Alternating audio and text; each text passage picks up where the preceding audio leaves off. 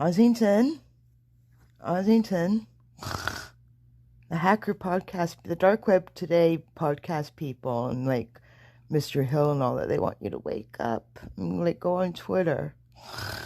Come on. Oh. Republican National Convention, and the very nature that we're here at these talks, and the fact that I'm worried as soon as I step outside of this room there's going to be a bunch of men in black suits for questions for me, is an indication that something needs to be done about it. See you around, sir. All right, so we're going to start with an introduction to civil disobedience. Not black hat or white hat.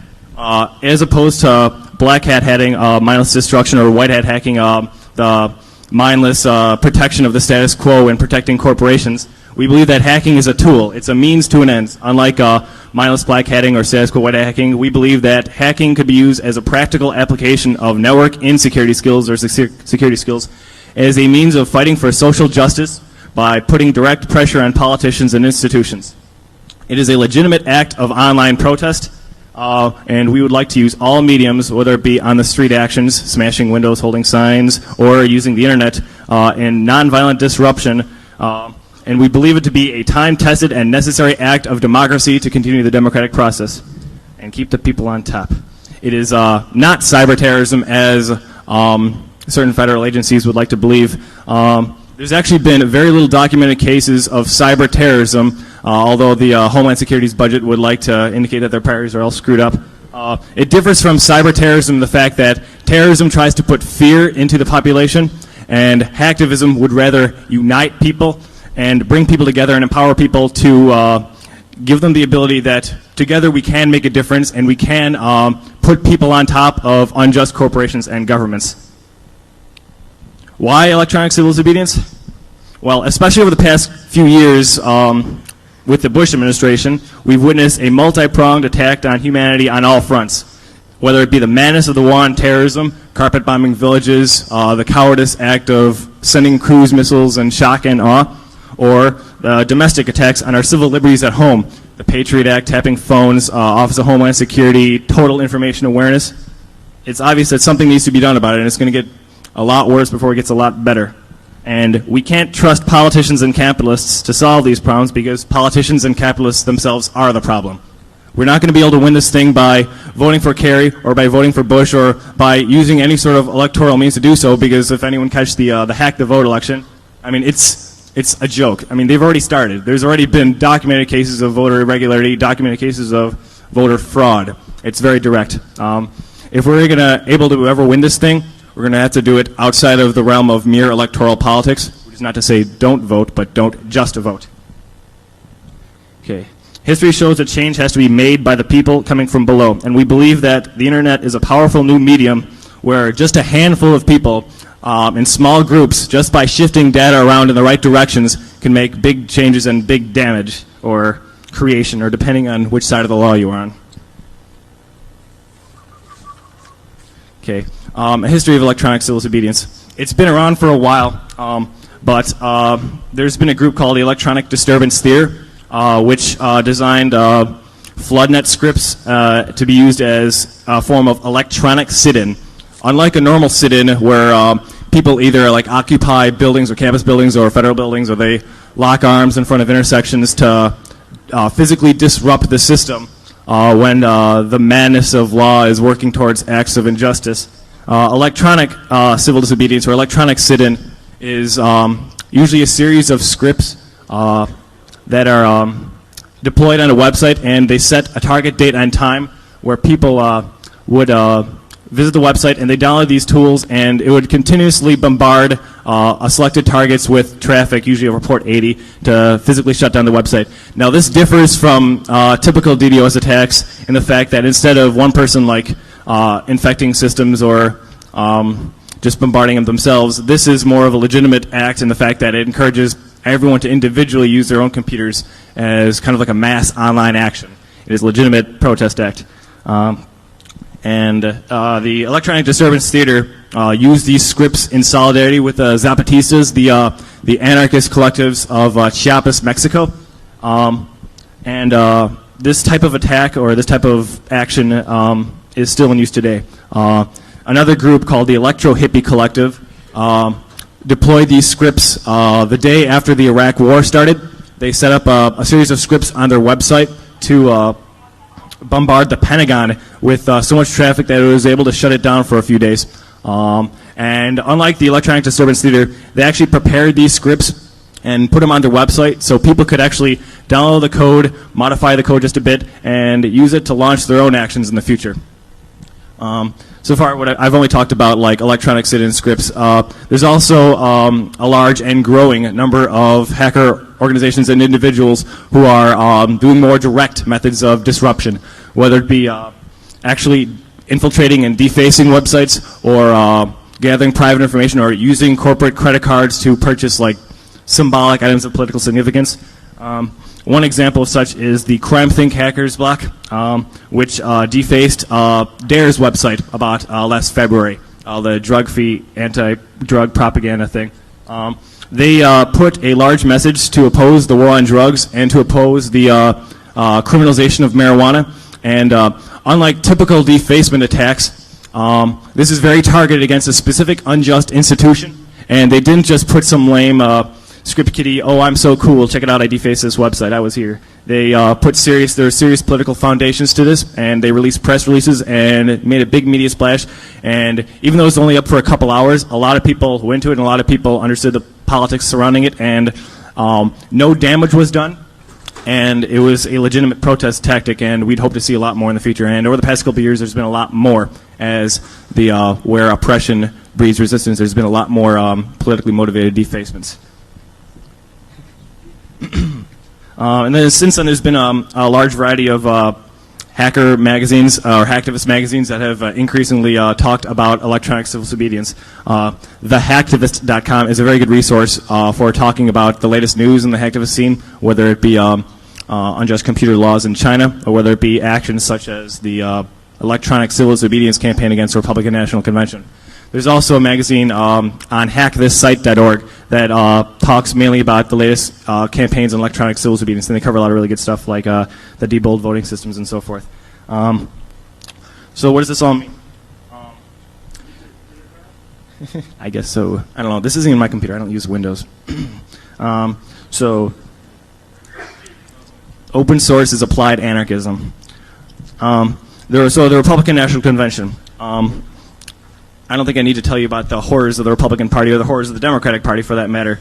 But it should, I guess. The Republican National Convention is being held in New York City around September 11th in a very low, pathetic attempt to capitalize off of the fears and emotions surrounding 9/11. They want to use the city as a tactic to push forth their political agenda of endless war and giving corporations tax breaks and legal breaks so they could push forth their capitalist agenda of domineering the world at the poor's expense. Hundreds of thousands will be descending upon the city to take their frustrations on the Bush administration to the streets. And various organizations have pledged to use direct action to shut down the convention, whether it be the cliche smashing windows, spray painting Starbucks windows, or a wide array of diverse creative direct action techniques, such as changing the LCD displays on Madison Square Garden and so forth. In addition to the battle on the streets, several hacker organizations and individuals have pledged to commit electronic civil disobedience against the Republican National Convention, a variety of right-wing websites, conservative websites, large multinational corporations, and other key elements of the military-industrial complex. Unlike past electronic civil disobedience actions, where there's only been like one institution who's participated in these protests, we are calling out for various people who might be interested or might be vaguely interested in this sort of thing to autonomously commit their own direct action against whatever targets they feel. And all we're doing is we're serving as kind of a focus point, a coordinating organization. We're not directly going to be participating in any illegal acts ourselves, but we're going to be communicating with the media about different actions different people are going to be doing, and we're going to hopefully try to coordinate different people's actions. This is a very decentralized campaign. There are no central groups to give orders or to organize this campaign. All are free to participate in any way they can, and that means every one of you in the audience right now. Do your own thing. We only exist to communicate with the media and coordinate actions amongst groups. What is planned or encouraged, or make up your mind, we're going to be doing is essentially this is going to be a two-step attack. A week before the national convention, which is the convention takes place from August 28th or so to September 2nd. A week before, or on August 22nd, there's going to be a series of direct disruptions of Republican right-wing websites. And I'll let you use your imagination. There's going to be a series of defacements, financial disruption, email flood campaigns. And this is basically to stir discussion of the Republican National Convention in the media, and hopefully get the word out about the demonstrations and encourage people to take the bus from their local city and actually engage in the demonstrations against the Republican National Convention in New York City. We are also going to be announcing and preparing for the electronic sit-in scripts and other electronic flooding systems that is going to be taking place the day of the convention, August 29th. So a week before, and then the day of August 29th. And the electronic sit-in scripts will be composed of a typical electronic sit-in script where people could use the flood tools that will be available on our website, and I'll show you that later on. And we'll also be giving email lists of all the key Republican Party contacts, whether it be fax numbers, email addresses, phone numbers, and we're just going to put them on the website, and everyone is free to do with whatever it is they want. You know, we have a couple suggestions, but we won't be directly doing anything ourselves. One thing we'd like to see is people like faxing together black sheets of construction paper, like tied together in a big loop to these like key Republican like fax numbers, so they get bombarded by hundreds and hundreds and hundreds of like black sheets. We would like to see a variety of mail bombings, and there would be a list of Republican National Convention delegates available on our website later on. And in addition, there's lists of all the Republican National Convention delegates who are coming from each state. We know where they're going to be staying in the hotels. We know what Broadway shows they're going to be going to. All this information is going to be available on the website, and we'd like to encourage people to harass these fuckers in any way they can.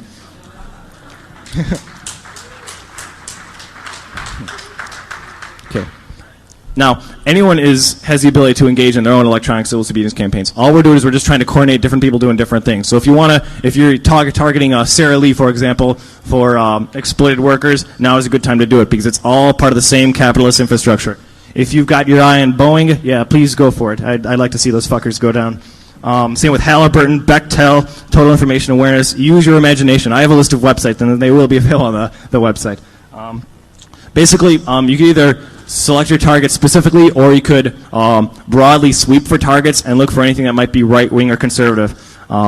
Specifically, stuff that may already be in the news or may already be in the hot seat, such as Google going corporate like a week ago. There's been a variety of different attacks to bring light to how they support China's oppressive internet laws. That's a very good tactic for disruption, especially when you like DDoS their website on the day that they go public. That's a very good technique of disrupting the corporate infrastructure. Then the next step is to gather contact information for different national news services and different hacker organizations or different magazines or so forth. Gather a big email list. Just go on a big campaign. Just get mega stoned out of your mind and just go look at all these websites and gather email lists and get a big, huge list. I know I did. A good website to get free email is ziplip.com. It's secure and use several proxies and don't use your home computer when you do it. There's also several remailers if you're really concerned about security. Declare your attack time and date before you actually go and do it. Say when you're going to be doing it, why you're going to be doing it, and prepare a very well-worded press release. I suggest you look up there's a good book called Making the News. It's a guide for activists and how to bring about their campaigns. Hold your questions till the end. I'd really like to debate this. I'd usually give it a couple days before I actually go and do these actions, and then send your press releases out to various national news services and give them a secure email address where they could get in contact with you, because they love to do background things and ask questions and so forth. And that would be very good for your cause if you get interviewed by national news services, and it would give you an opportunity to kind of present yourself to the media. Basically, the real end in this is we like to see people get involved, get politically motivated, and start hacking for political foundations instead of just mindless games and ego battles. Don't limit your activism to just the mere world of computers. Take it to the streets. We need more foot soldiers in the streets to fuck up shit. All right? There's many ways you can get involved with the RNC. We like to see every method of disruption possible, whether it be shutting down the power to Madison Square Garden, whether it be defacing 10,000 different Republican websites. We'd like to see everything. We'd like to see RNC delegates get harassed on the streets. Fuck them up. Get run away. There's the charter buses that they're going to be going up and down 7th Street. There's ways you can shut them down. There's the little emergency switch on the side. They're going to be clearly labeled for the Republican National Convention. Get a team of 2 or 3 people to go, shut it down, and it'll completely cause disruption. Sneak into the RNC. Become a volunteer. There's different ways you could volunteer for the RNC. Just go to the RNC's website and become a volunteer. And then in the middle of the convention itself, cause all sorts of disruption. Get silly string, get light shows, start screaming megaphone. Don't tell them to fuck shit up. Free country, democracy. Well, it is. Just please. Yes, ma'am. And, you know, basically that's all I got to say. So, I mean, this is an open forum. We'd like to see everyone participate in this in any way they can. So I'm going to just open this up for questions or debates. So anyone got anything to say? We'll start with this guy over here. You talked about unjust corporations and unjust governments. You should talk about the criteria that define. Okay, I could give you a few specifics right offhand. He asked about a few specifics of criteria for what you consider to be unjust corporations and unjust government institutions. I guess one off the bat that is on everyone's mind would be Halliburton. And I don't think I really need to talk about this, but basically former CEO Dick Cheney is now vice president. Halliburton has contracts with the Department of Army Engineers to privatize the Iraqis' oil supplies. And Dwight Eisenhower said it himself that when the people who make money from war, whether it be by privatizing the nation's resources or by building the bombs or by the reconstruction efforts, if it's these same corporations, these private American corporations, are the same ones who are making the decisions whether we are going to war or not, then we're going to be going to war a lot, and there's going to be a lot of rich motherfuckers making a lot of money. Yep, Eisenhower. Military-industrial complex. It's right out there in your face. Bechtel, Rumsfeld, SBC monopolizing the phone systems. I could just prattle on and on. So I hope that answered your question. Any real corporation that exploits the masses or contributes to the war machine by whether bombing third world countries or by cutting down on workers' benefits and essentially stealing from the poor and giving to the rich is fair game as far as I'm concerned. All right, over there.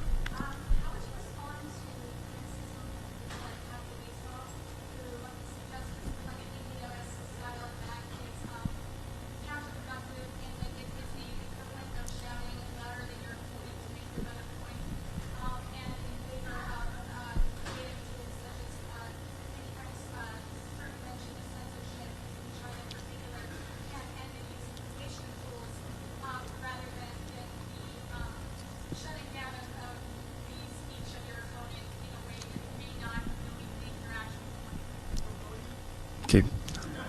I got 10 minutes left. Okay, I believe that was in reference to CDC, who I believe was originally the ones who coined the term hacktivismo. And I guess it really depends on who gets to define the terms and who owns these ideas. When I say hacktivism, I really mean the merging of activism and hacking, and using hacking as a means of fighting for social justice. I agree on that as well. But DDoSing is not hacking, but it is a method of disruption, and I can't stand idly by while these motherfuckers are able to get away with it. So any method of disruption at any cost, any means necessary.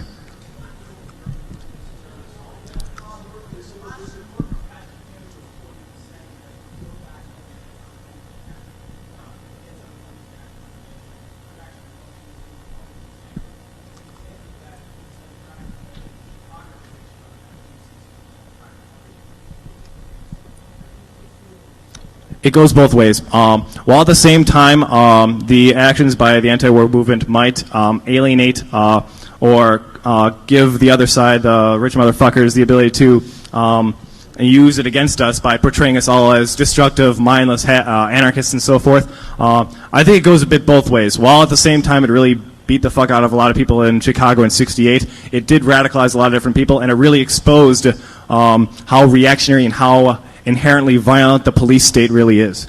And there's just an example of that. If you looked at the Daily News a couple weeks ago in New York, they're trying to portray anarchists as hardcore lunatics. And in the article, they're talking about how they contain these hardcore anarchists. That is by shooting them with rubber bullets, gassing them, chemical weapons, shooting people. They killed, I don't remember his name, a guy in Genoa, Italy, at a G8 demonstration. All right, I'm going to hurry it up because these guys look pretty antsy. Cool. That lady over there with the pink shirt.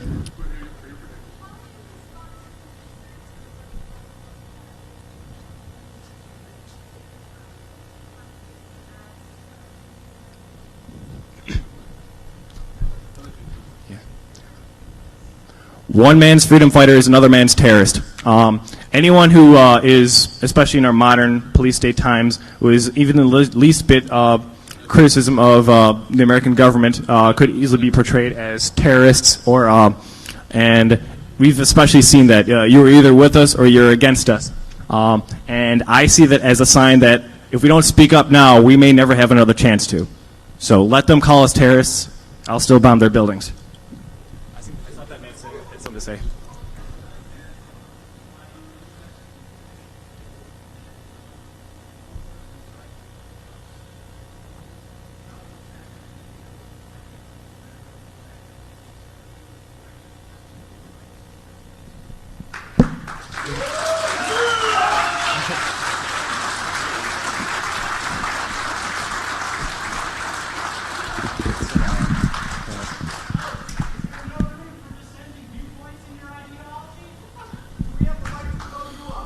Please do. Ladies and gentlemen, I need to interrupt for a second. It came to my attention that some words were said by the speakers involving acts of violence, acts of vandalism, acts of what I'm sure they term social anarchistic disobedience. The staff of DEFCON itself, and the individuals within DEFCON do not condone those activities and do not associate ourselves with those activities. I would also like to point out, from a law enforcement point of view, if you do that, you will be considered a terrorist.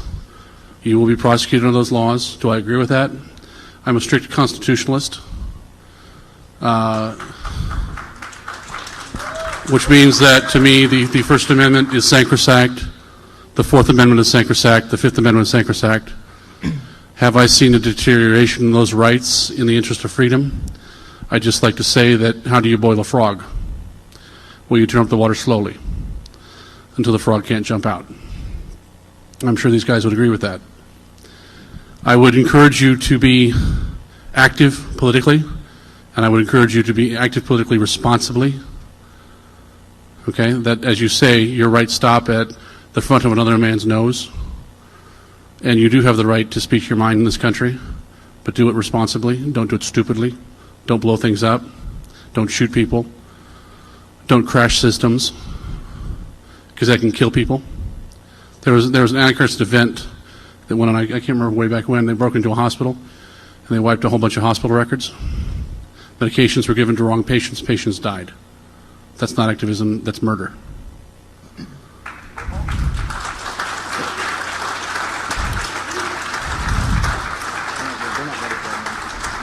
I don't remember the gang who was back in the 60s who robbed the bank where the guard was killed. Thank you, the Weathermen. Once again, that was supposed to be political activism. It wasn't. It was simple terrorism and murder. It was terrorism and murder. They blew up, what did they blow up? They were robbing a bank. Did they blow something up then? That's all. Thank you. I'm mixing my metaphors. Sorry, guys, I had to come up and say that. Just you were a little off the edge, and we don't want to share the news. Doesn't suddenly go. And at DEFCON, they said to blow up the Republican bus, and Please do. so on and so forth. So thanks, guys. There's a difference between terrorism and electronic civil disobedience in the fact that this does not cause damage to people or individuals or any sort of infrastructural damage. This is simply just the shifting of data around in the right directions that could be used to make political points. And we ask people to be responsible in their actions. These delegates are responsible for the deaths of 10,000 people in Iraq. Silence is complicity. If you protect these delegates... All right, we aren't going to have a shouting match. If we have more questions. More questions. Historically, civil disobedience is involved only the breaking of unjust laws. Very true. I encourage you to break unjust laws, but do it in a manner that's responsible. The rest of the question is, you contrast, you understand the civil disobedience, right? Yes. The civil disobedience with the civil rights break in the 1960s during the civil rights movement. Okay, I'm going to bring up a historical context here. When the machinery of law is working towards acts of injustice, then it's up for the people to rise up and combat the law and build a free society. An example of this is the people of the American revolutionaries who shot up the pigs at Lexington and Concord would be accused of being a terrorist in the eyes of the British government. They were freedom fighters, man. It's about democracy. It's about taking back your own country from the oppressors. Any questions? Excuse me, we one at a time.